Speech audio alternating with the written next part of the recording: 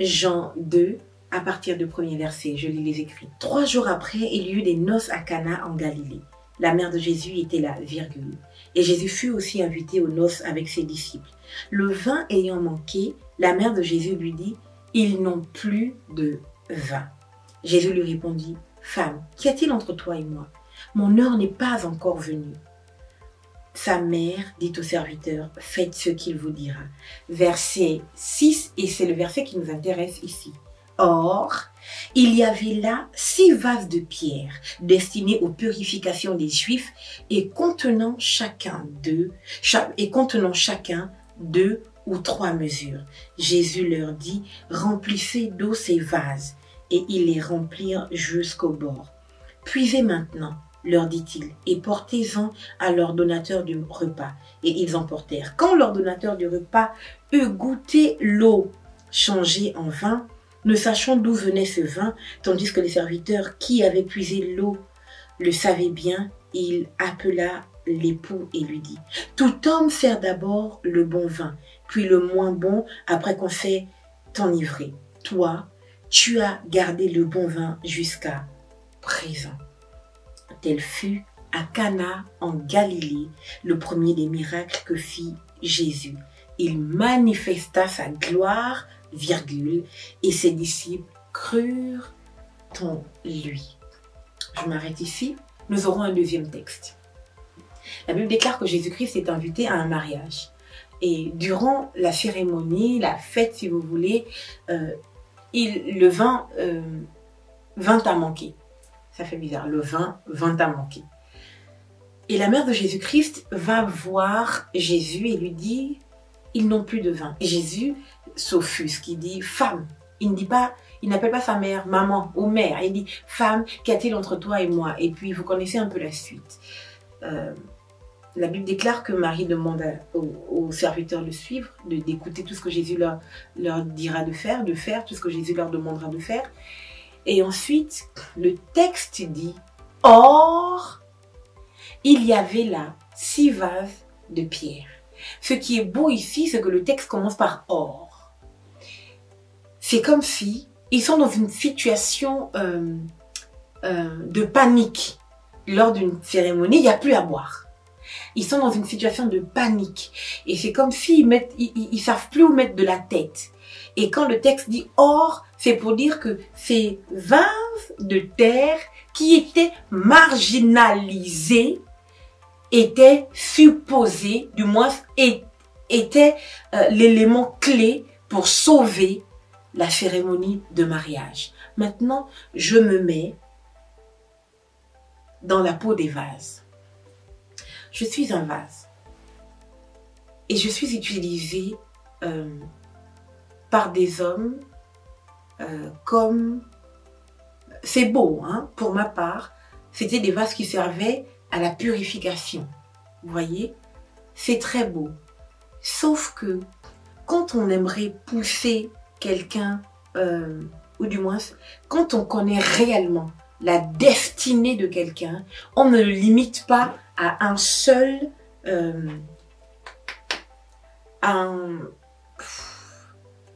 un seul couloir. Je cherche mes mots, mais je vais donner couloir. On ne le limite pas à un seul couloir. Sauf que les Juifs, à cette fête ou à cette époque, avaient limité les vases, en tout cas dans cette maison-là, à la purification. C'est-à-dire que quand les gens arrivaient, se purifiaient les mains, quand ils devaient prier, se lavaient, ils faisaient des libations.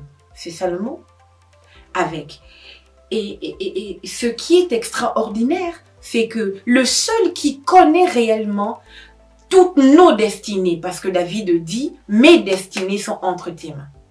Donc le seul qui connaît toutes nos destinées, parce qu'au final, nous n'avons pas qu'une seule destinée, c'est Dieu. Et Jésus savait que ces vases-là, dont le texte dit « Or, il y avait des vases », ces vases-là n'avaient pas qu'une seule destinée, celle de purifier les mains. Et j'aimerais me mettre à la place des vases disant « Mais vous avez un souci, moi je peux régler le problème » et personne ne faisait attention à ces vases. Tu es peut-être dans cette situation où les gens ne font pas attention à ce que tu peux réellement fournir.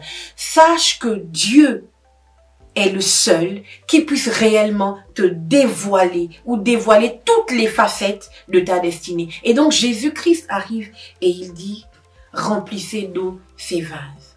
Et la Bible déclare qu'ils remplirent les vases d'eau, et en allant vers l'ordonnateur de mariage après s'être servi, l'eau se changea en vin. Ce n'est pas écrit comme ça, mais on suppose que puisque l'ordonnateur de mariage prend le vin à partir des vases, à partir de l'eau qui a été puisée des vases, on suppose qu'en chemin, moi je suggère qu'en chemin, l'eau se changea en vin. Ce qui est très beau ici, c'est que celui qui connaît les destinées de ceux qu'il a créés, utilise les vases. Pourquoi? Parce que Jésus qui est le créateur du ciel et de la terre, Jésus qui est Dieu, fait homme, sait exactement qu'un jour, le prophète a dit cette parole.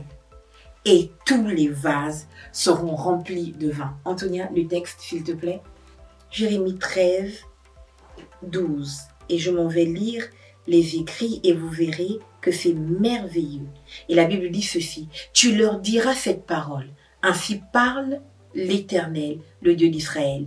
Tous les vases seront remplis de vin. Donc, quand Jésus dit remplissez d'eau ces vases, Jésus sait qu'il y a une prophétie du prophète Jérémie qui a été libérée dans l'atmosphère et qui attendait que le maître des destinées dise un mot pour que la prophétie s'accomplisse. Et donc quand Jésus demande de remplir les vases d'eau, Jésus n'est pas en panique parce que la parole prophétique a déjà été libérée. Je te dis donc, sois calme. Considère ce que tu as ou pas. Sois calme. Le maître de tes destinées saura t'utiliser parce qu'il y a une parole qui a déjà été libérée sur toi. Comme ces vases, peut-être que même tu ne sais pas ce à quoi tu as été appelé. Comme ces vases qui avaient été confinés ou forcés de servir simplement à la purification, le maître des destinées savait qu'une parole avait été libérée et tous les vases seront remplis de vin. Je prie, Seigneur, je prie afin qu'un homme, une femme, réalise qu'elle est un vase.